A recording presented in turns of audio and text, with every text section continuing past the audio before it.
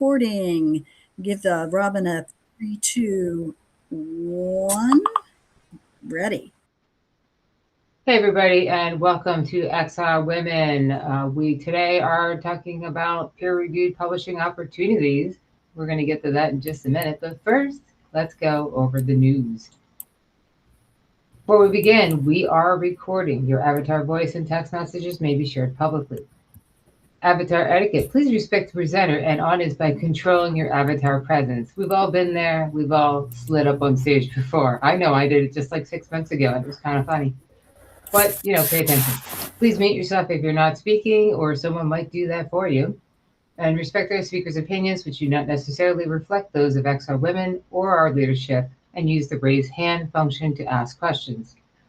And as always, we always recommend that everybody connect with others, collaborate, and help make the future a better world for all through technology.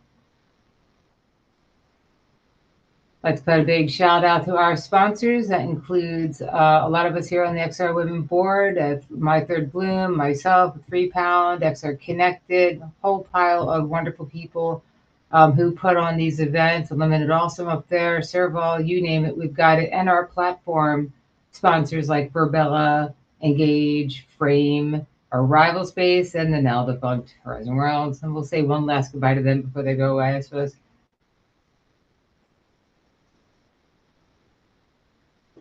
And if you haven't done so already, please submit award nominations. We have honors in 3 categories: Trailblazer, Innovation, and Real World Impact. You can go to xrwomen.com, 2026-awards, and go submit your favorite XR women. Go crazy, submit a whole lot of people.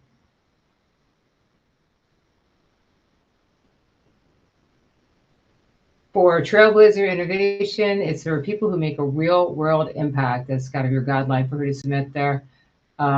We have sponsorships available as well. So if you're a company or a company that you work with or related to would like to sponsor us, please connect with Karen, Julie, Sophia, somebody like that, and we will get you hooked up as a sponsor. Same thing for all the other award categories as well.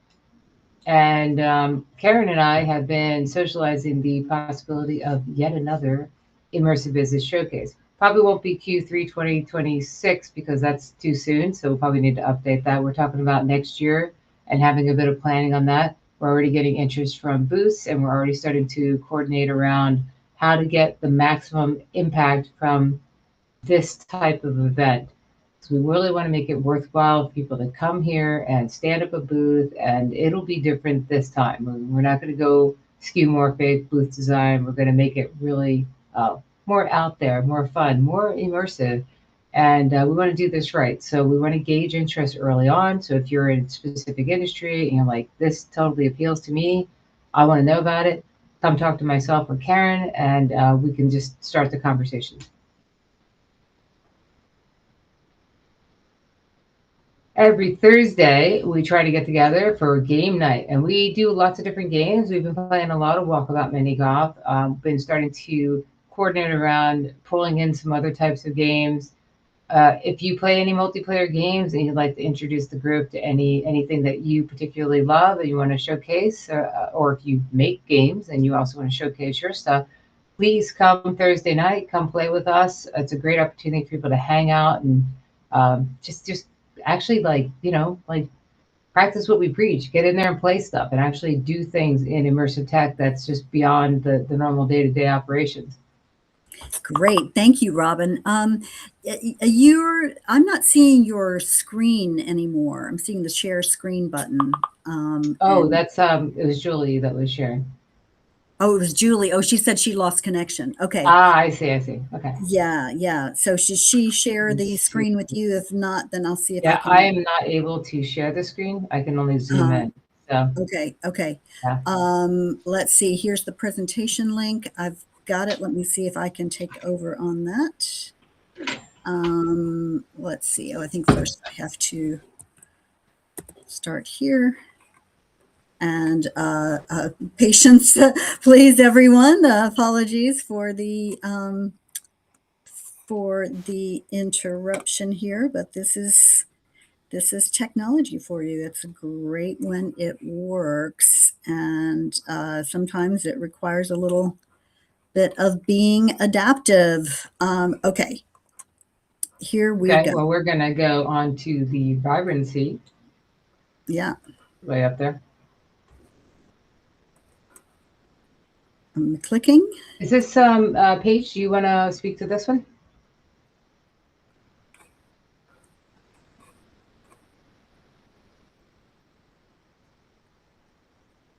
Yeah. No? Are you able to see my screen? Yes, yes, yes, Okay. yes, yes. Vibrancy, occasional occasions. That's actually kind of hard to say. Vibrancy as praxis saloon, not regular, just right.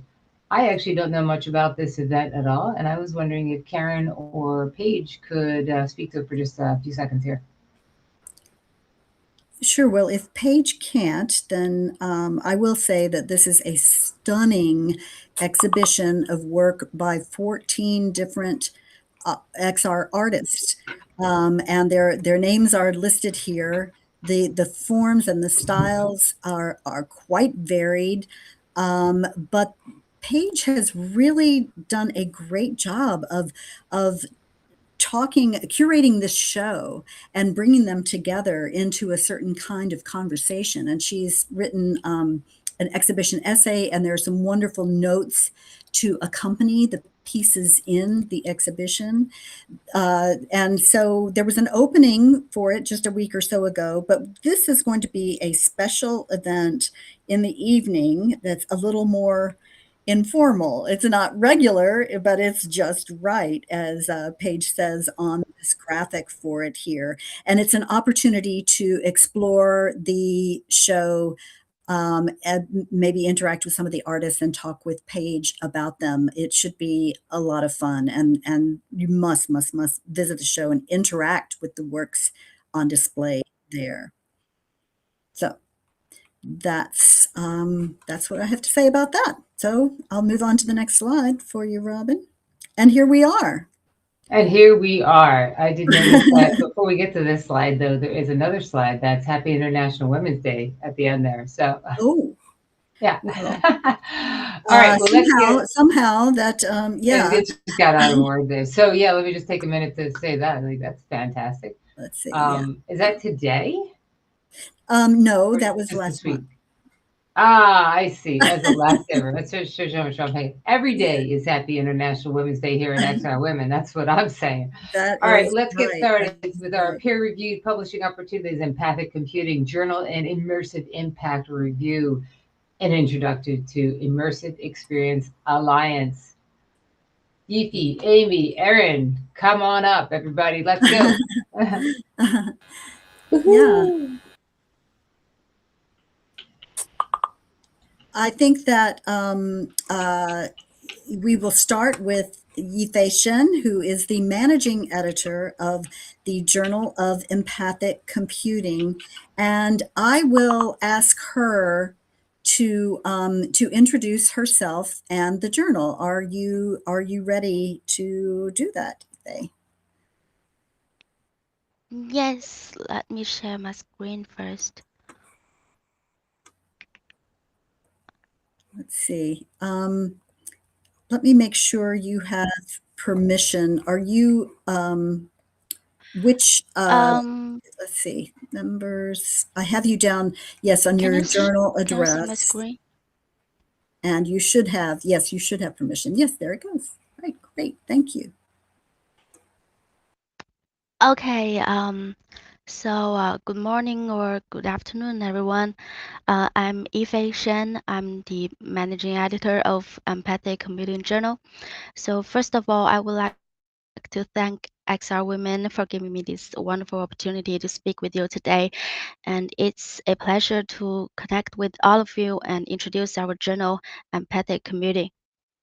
So Empathic Computing is a quarterly open access journal published by Science Exploration Press. And our mission is to develop computer systems that improve human empathy and mutual understanding. We want technology to help people better perceive, share, and respond to each other's emotions and thoughts. Our research covered several key areas, including collaborative XR with shared AR, VR, and MR experiences, machine learning and AI for empathy, emotion recognition through sensors and physiological signals, and human-centered AI with creative collaborative interfaces. So in short, we publish high-quality work that puts human connection and collaboration at the center of technology. This is our editor-in-chief, Professor Mark Billinghurst from the University of South Australia.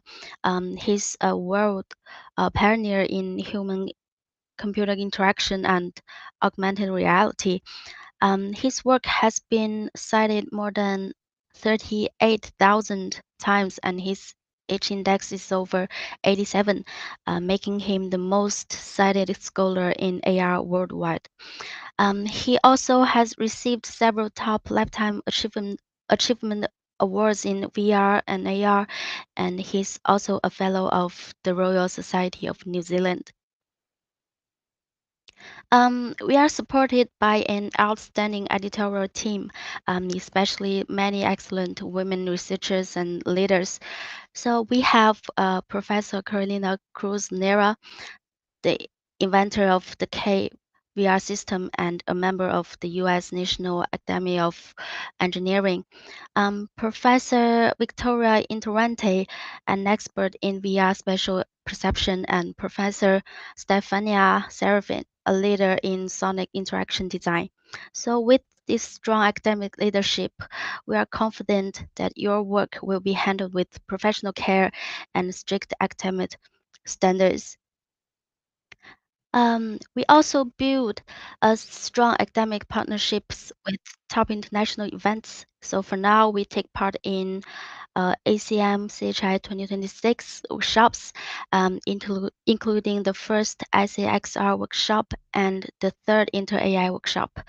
We will launch a special issue related to ICXR in June, and we sponsor Best Paper Awards for the Inter AI workshop. So this helps us stay connected with the latest research and support outstanding scholars in the community. We host regular frontier forums, which are online webinars led by top experts in the field. The topics include emotion recognition, virtual humans, avatars, and empathic computing. These events bring researchers together to share the latest studies, discuss future directions, and build a supportive and active global community. Okay, so let's talk about what we published.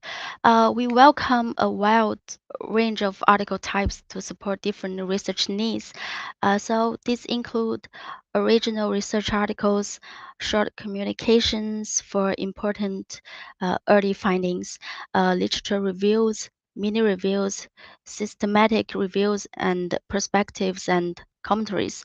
So whether you have complete research results, important early findings, or insightful viewpoints, empathic computing welcomes your work.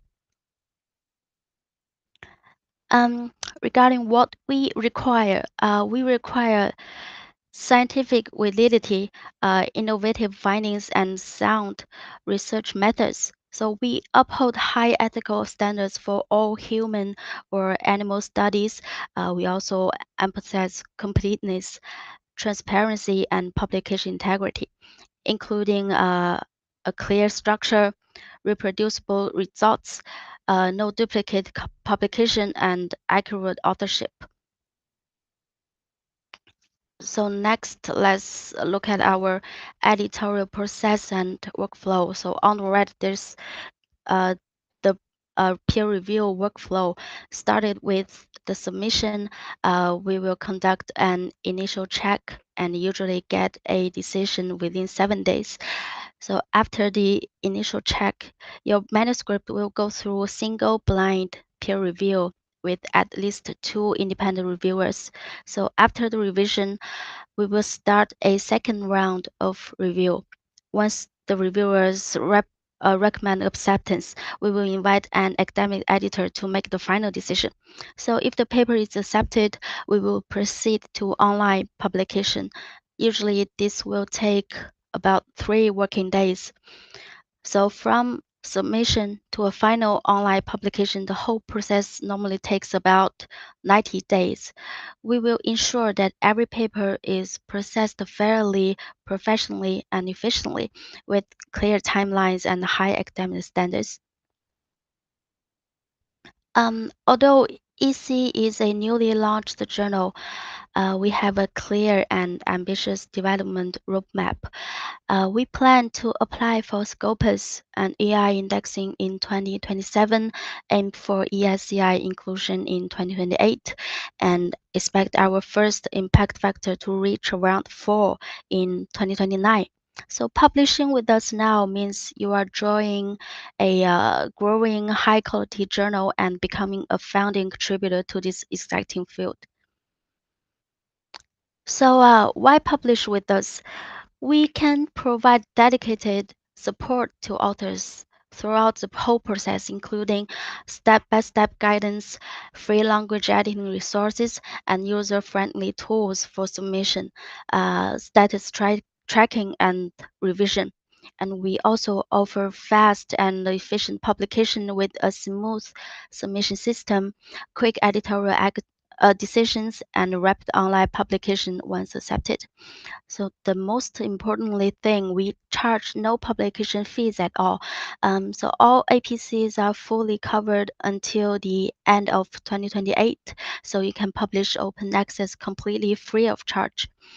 For authors from the XR women community, we are happy to offer exclusive priority processing with an express review track and faster handling, which uh, we can ensure that from the submission to the final decision, we can make it within 60 days for XR Women community. So, and all articles are published open access with multi-platform promotion to increase visibility and citations. And we also carry out rigorous and fair peer review, and authors retain full copyright with open licensing to maximize research sharing and impact. And finally, I sincerely invite you to join our community. You can submit your research as an author, lead a special issue as a guest editor, or support us as a reviewer, or even join our youth editorial board if you are an early career researcher. So if you are interested in getting involved, please feel free to email us. We have the submission guideline, we have the submission template. And if you wanted to be a reviewer or use the editorial board, just feel free to email me with your information. I think that's it. And once again, thank you very much to XR Women for organizing this event and giving me this chance to speak. And thank you all for listening today. I really look forward to connecting with you, and I'm happy to answer any questions. Hi, I have a Hi. question. Hello, thank you so much. I just put my question in the chat as well. So I'm wondering, can you hear me okay or no? Yes, I'm checking the Oh, question. okay. Oh, okay. Yeah, I'm just wondering if you also accept kind of unusual methodologies, like some of these journals that are in my field, like psychology, sociology. And I'm happy to just write you if you need to get back to me on that. Thank you so much. Really enjoyed it. Thank you, Sarah. Mm, what out of the box means? Oh, I'm sorry. Like for instance, one of the methods that they now accept is a dialogue. Mhm. So would that be something, or again, I could just write and maybe send examples and all that. Happy to do that. Um, Just write can you send here. me an example? Sure. Okay. I'll mute my mic and put it in the chat. Thank you. Thank you.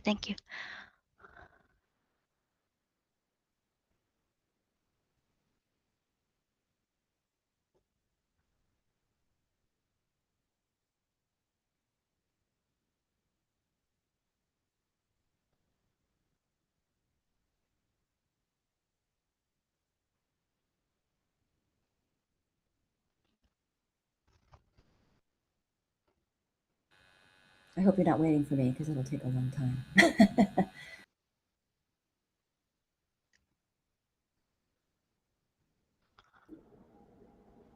Does anybody else have any other questions? I had a question. This is Caitlin. But I was waiting for Sarah if you want to keep in flow with that. But I can leapfrog and we can go back. Sure, that would be great. I think Sarah is putting her message in the chat, so Okay. directly to her. Go ahead, Caitlin. Thanks. Sure. So I'm curious about what would define the difference between research and a general article or paper. What are the criteria, like the qualifications for peer review or some type of scientific third-party blind justification? I'm wondering what the standard is for calling something research versus a traditional journal.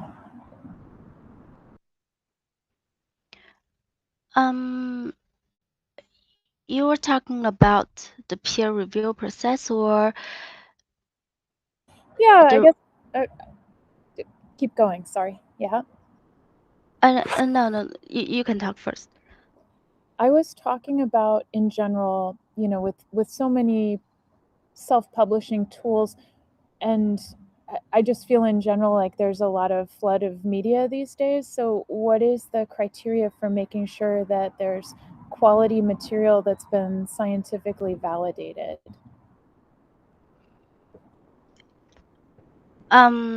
We indeed have some criteria, but I cannot talk to you for now. You can check our journal homepage.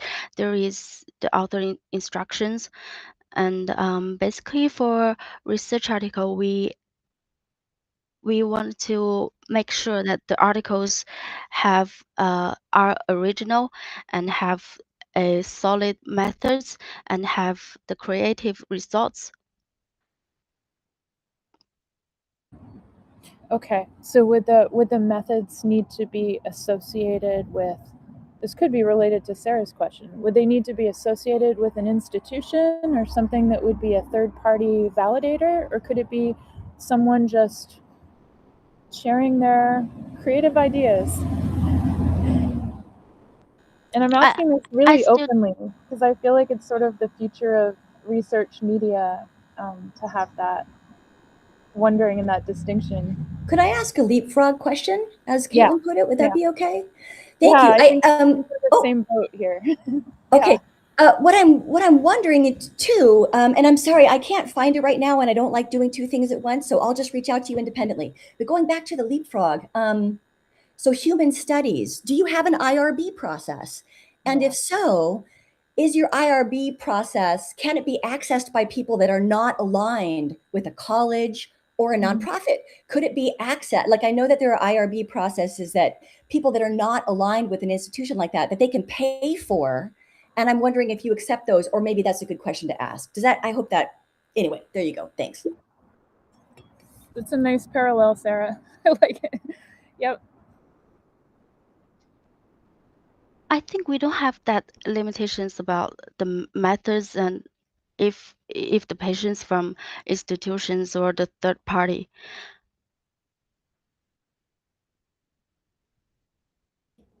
I would encourage everyone to take, if you zoom in and scan that top right QR code, it goes to the page. And then if you go to number 4, the publication criteria is there, as well as the editorial freedom and the peer review process. So I think there's a lot of information here. I haven't had a chance to go through it all, but I just found it based on that top right QR code that may answer some of these questions. Yeah. And I'm sorry, my system decided to mute my mic. I was talking. This is Karen. I was talking and wanted to go. Yifei, could you go back a few slides to where you posted about the different kinds of submissions that you all take? I think that might be helpful. Manuscript types, yes. This might help, especially I think with Caitlin's question. But also probably with Sarah's. And I would think that, as I understand it, and Yifei, please correct me if I'm wrong, that you don't actually, the journal itself doesn't have an IRB process, but they have, you know, their ethical requirements regarding the standards of literature might require that you have obtained IRB, the correct, you've gone through an IRB review for any research you have done to ensure that they are publishing research that is ethical. Does that make sense? Yes. Yeah. Okay. Great. Well, and I hope that you will follow up with Yifei, and thank you so much for joining us so very late in your time zone. We really appreciate you making the effort, and that was a wonderful, excellent presentation. Very well done. Thank you so much, and we look forward to seeing some of our community members published in the Empathic Computing Journal. Yeah. Thank you, Karen. I will leave it to the next speaker, and I can check the Sarah's message here, and I will answer the questions in the chat. Is that okay? Absolutely. Thank you. Thank you. Okay, great. So Amy Carleton, can you come to the front, and if you have anything to share, take over the screen?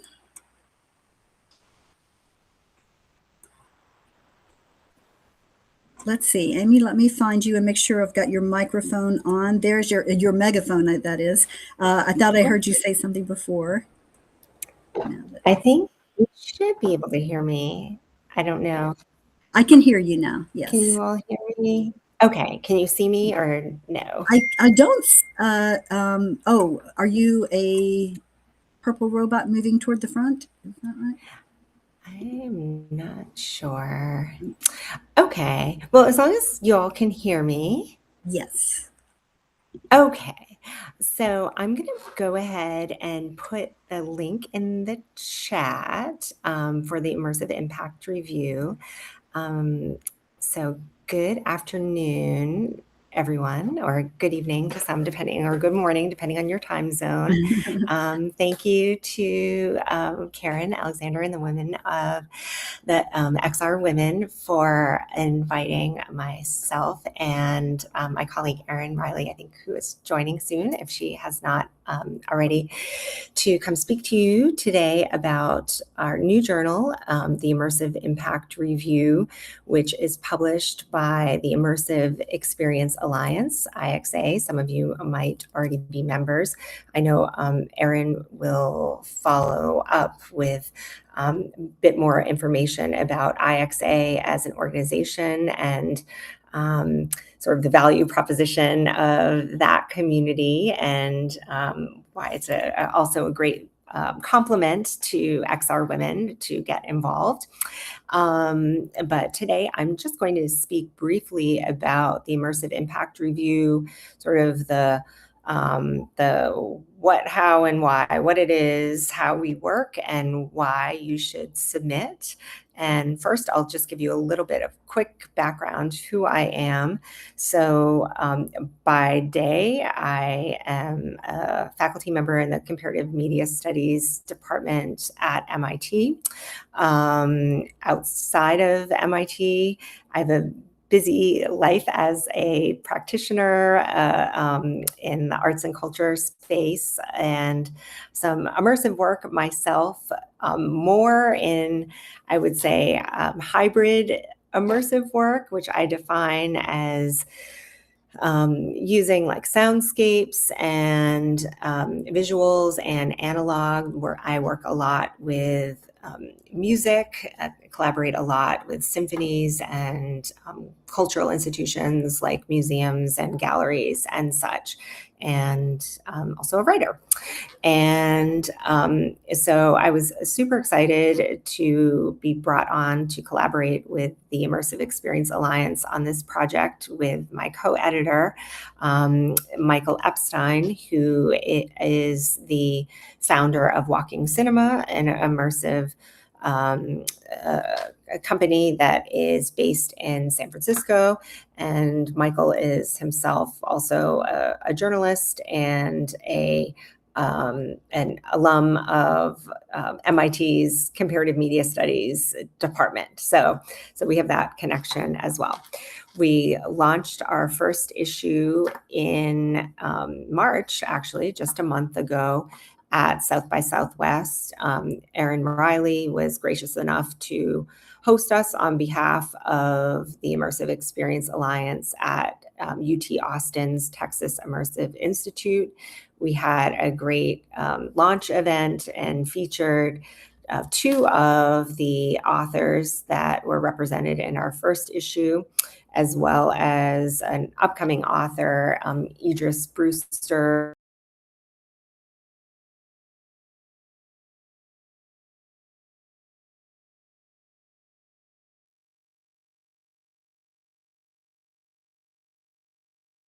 I think it was late December, may have even been early January. And the fact that we were able to get a first issue out the door and ready for readers in less than 3 months' time was behind the scenes a little bit of a frenzy, but we are very proud of the 4 main articles that we featured that really, I think, represent just the different permutations of immersive, and both an application in Kenya for the use of augmented reality to enable microfinance investment in small women-owned agricultural businesses, which is really, something I think that this cohort in particular may find interesting. Really fantastic group of writers wrote up their research project, and so I think it really gives voice to the fact that this technology can have utility for great social impact. We also featured a piece from I'm sorry, did I not? I'm looking at the chat. I guess I never hit send. And okay, I saw Karen. Thank you for putting that link there. We had another piece from a woman by the name of Michael Hudson, with whom I've actually collaborated in the past with the Charlotte Symphony Orchestra.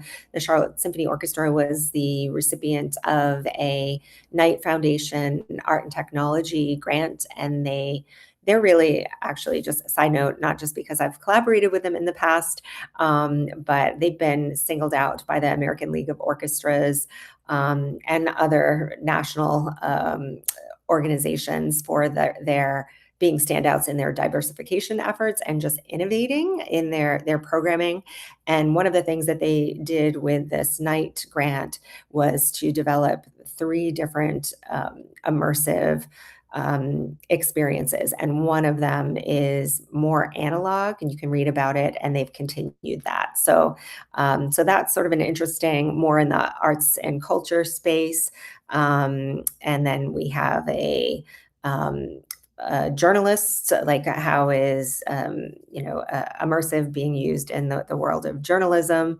And then we have another piece from a practitioner and academic who sort of considers the role of cultural XR. And so all that to say, I think I maybe buried the lead, so to speak, in framing what are the kinds of things we are looking for, and maybe a differentiating feature from the preceding speaker speaking about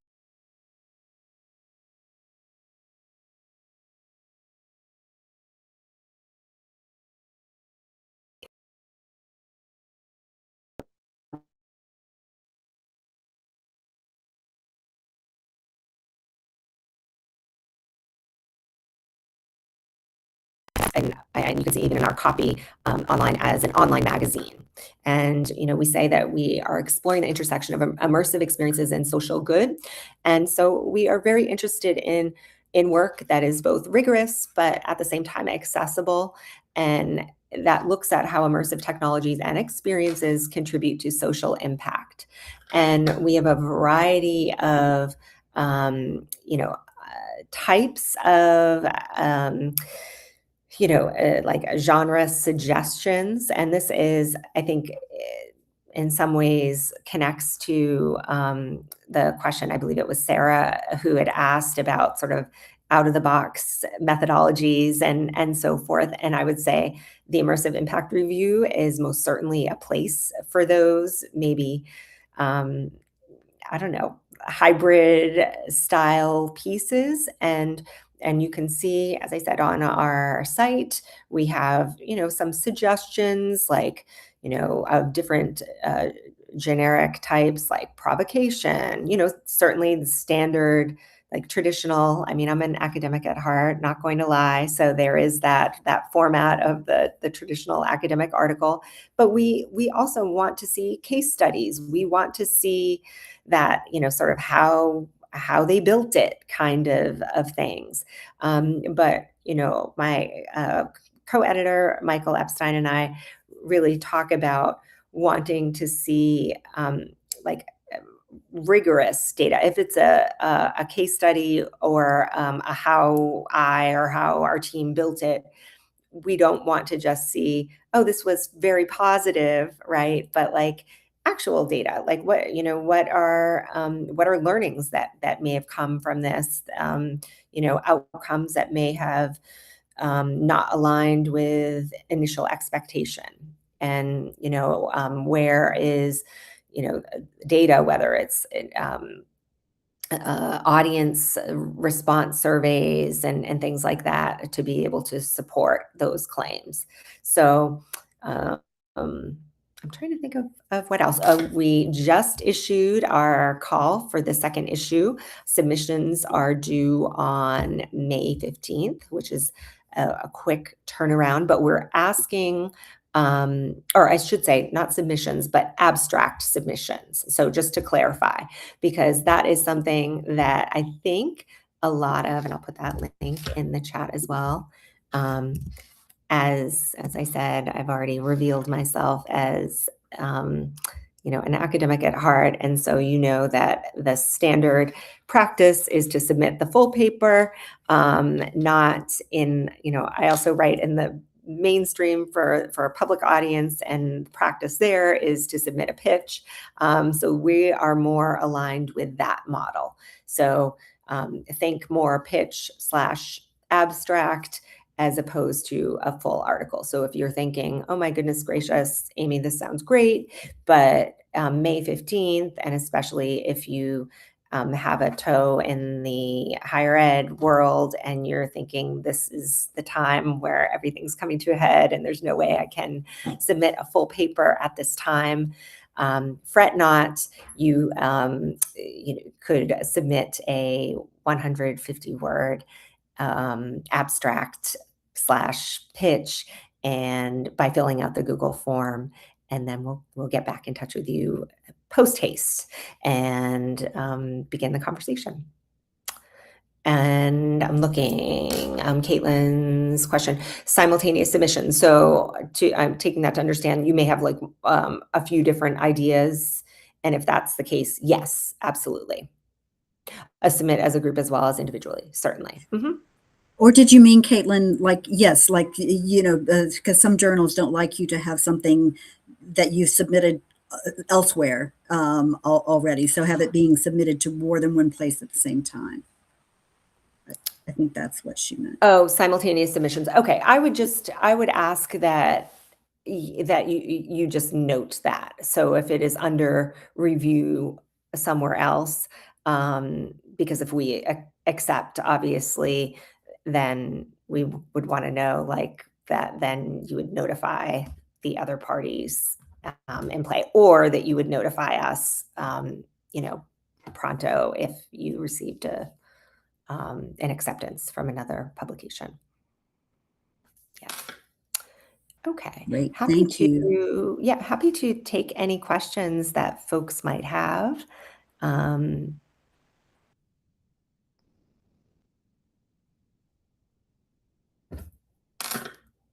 Yeah, feel free to unmute to ask your questions or use the raise hand function and I can call on you in order. Either way. Thanks, Karen. Yeah, thank you so much for the share. And my latest question in the chat is, because I conduct research and I do sometimes publish in the form of books, sometimes in manuscripts you can include parts of, as long as you have attribution that it was previously published. So I'm wondering in the future, if it ends up being part of a chapter of a future book, would submitting to you mean that it was not eligible to be published if I have a manuscript for a book in the works? I hope that makes sense. Oh, like in terms of, do you retain your rights, Yeah. authorial rights that you could then, I mean, I can circle back with you on that, but given our framing, and I don't know if Erin's joined, but given our frame as open access, I can't see that that would be a problem as long as it were noted in the book length manuscript that this were previously appeared in in the Immersive Impact Review. Okay. Oh, yeah, that's Okay. great. Thank Yeah. you. Mhm.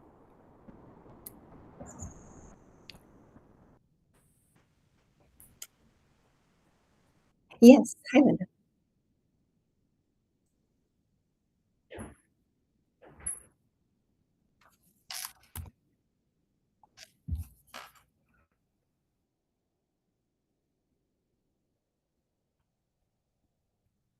Mhm.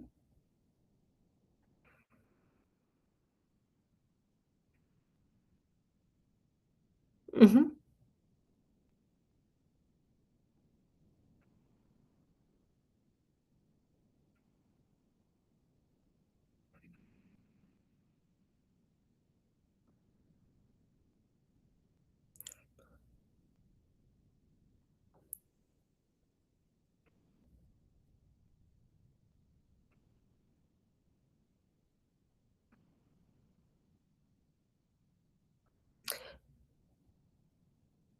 So, in terms of like the modality in which you would submit your work, or so, I mean, I would say at this stage, if you, let's see, hold on, I can link directly to this. So if you click on this document, on this link I just put in the chat, there are submission categories, and I don't know if this is what you're getting at, but like these are the kinds of the categories we've defined at present. And if you look at number 7, this is, I think, what I'm getting that you might be alluding to, which is, as you note, in comparison to the others, perhaps that precede it, perhaps less well defined, and in some ways deliberately so, because you see visual essays, interactive pieces, artistic responses, documentation of work that engages with the theme. So that is something that certainly you would still submit an initial abstract, so there would be some text based framing of what the submission would be, and describing it through a critical lens, and how you would situate it within our theme for, say, issue 2 or subsequent issue. So I think that really, in terms of format, there aren't the constraints are like a bit, I don't know, malleable. Mm-hmm. Yep. Well, I suppose you're a new publication, right? And there are some things that you haven't explored yet, and who knows what could happen. And it is published online, which gives you some opportunities to do things that you certainly can't do in print, or at least not as easily or as affordably. And also just, I think the journal is so beautifully designed, it kind of lends itself to visual aspects of publication, to my way of thinking anyway. Sure. And I will just, dropping this, I have no connection with this publication, but to give you an idea that in our initial conversation, some of you are probably familiar with the pudding. But Michael and I looked at this as one of our inspo publications initially in our preliminary conversations, because this is not an XR publication, but you can see there are just different things like interactive infographics and maps and visual essays and video, and so really just interesting. And so I don't know if any of that material could be, like a spark for anyone. But Could I make a comment? mm-hmm. I'm wondering, for the person who asked about how about going about submitting to any kind of journal. I know one thing that really helps me, particularly when I'm working with a new methodology, is I'll go to Google Scholar, I'll go into settings, and I'll check all of the open source studies that are available. And I'll link it to an institution if you're at an institution right now. And then I'll go and I'll read what other people have done. And oftentimes that helps me to find my way to what I'm doing. Thanks for letting me share. Mm-hmm. Yeah. No, Great. Thanks for that that's tip. a great suggestion. And the last thing I did want to address, Caitlin had a question about LLMs. Oh, goodness gracious. I will say, No, right? I mean, I would I'm say, really sure. yeah, Mhm. I personally have a strong feeling, and I think we have a statement somewhere which says something about like human, like smart, human generated material. And what I would always say though is, like, generative AI tools could be used in the production of work, other, like creative work, right? You may be using Midjourney. I mean, who knows? And all I would ask, and this is what I say to students too, is if it's a tool, like a source, so just make sure to document that. We just don't want it in the writing up of the report or review or essay. Yeah, thank you for saying that. I was Mhm. making it explicit in the chat, and I also have a hard line. I have my own methodology and standards to be able to block that, because it's too tempting then to take it and say, oh, let's edit together. Let's, and then it becomes part of the writing craft. So Right. I wanted to hear it, where you stand on it, because it could be an ideation tool, but then it's still part of the organic material or inorganic that ends up in the paper. So yeah. Right. So, yeah. And I could envision even, I won't linger here, but like last year and again this year, I'm going to this conference or sort of colloquium in New York. It's called Creativity in the Machine. And there are these two women founders, and actually I went to the inaugural one last year, and there were a lot of filmmakers and artists, and I went a skeptic. I left somewhat a skeptic, but it was interesting this year, to be honest. The reason I'm going back is that Nicholas Thompson, the editor of the Atlantic, is one of the keynotes. So I'm sort of like, okay, I want to hear what he has to say. So that's a draw. But I think that I could envision, like I said, certain papers or articles where the engagement and author's engagement with an LLM is part of the story, right? And if that's the case, then that's a different, I think that's a different question, because it's like part of the, I don't know, like part of the method or part of the story, but then that would be disclosed.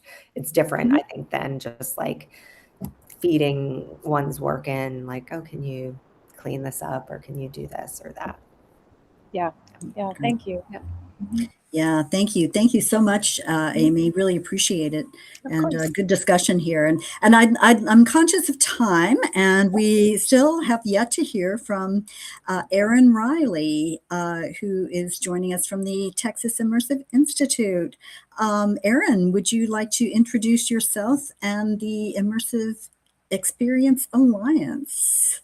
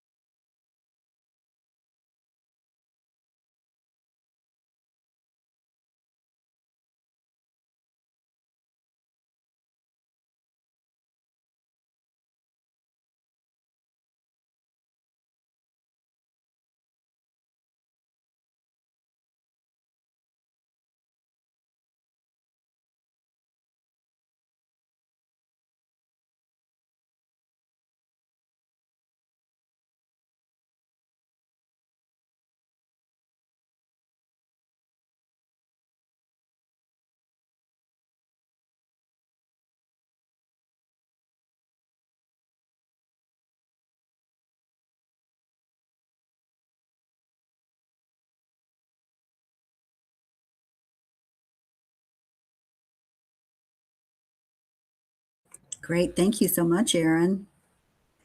Who has questions? Let's see. I'm sure one of them will be, can you share a link in the chat to where we can learn more and get involved?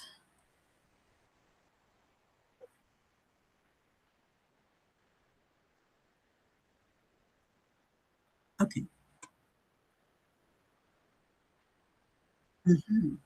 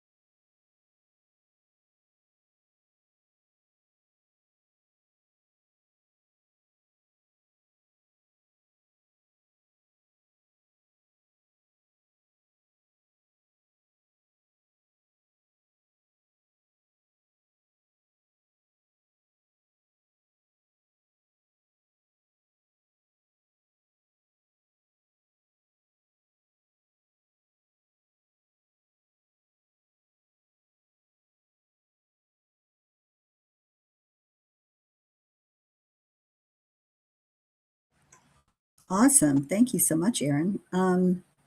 Questions from anyone?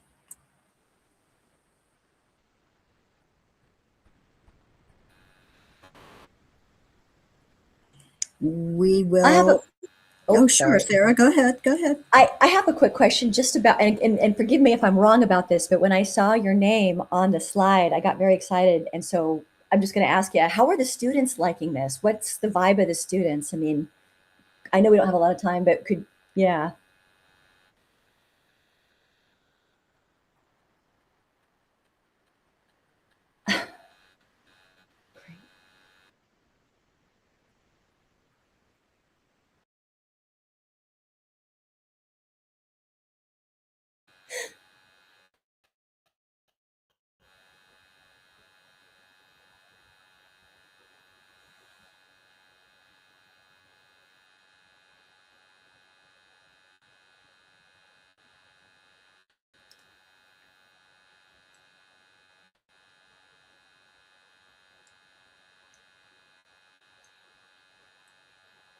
That's the way to do it.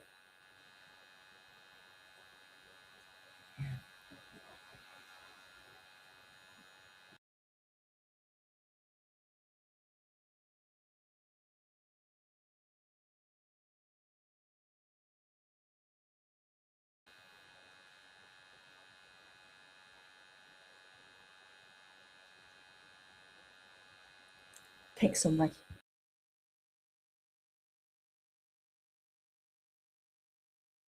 Yeah, that's amazing. And we have at XR Women, we have some student chapters as well. It'd be interesting to see how we might kind of intersect there.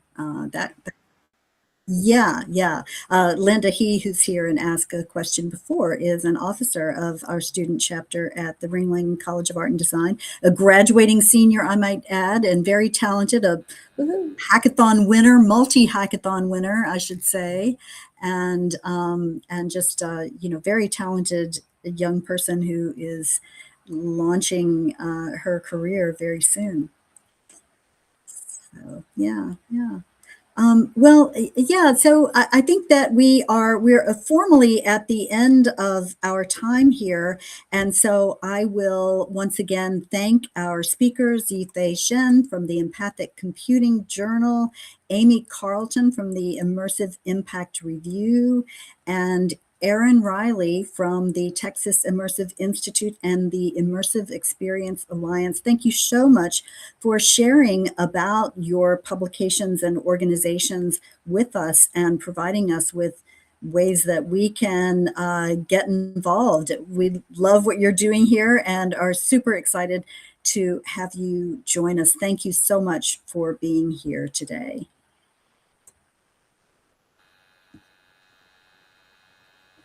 Great. So, Sophia, you can close the recording, and then if people want to stick around a little longer and continue to chat, you're free to do so. The space is open 24/7. You can drop in anytime to this and to our other XR Women frames, such as the XR Women Museum, where there's the incredible Vibrancy as Praxis art show up right now.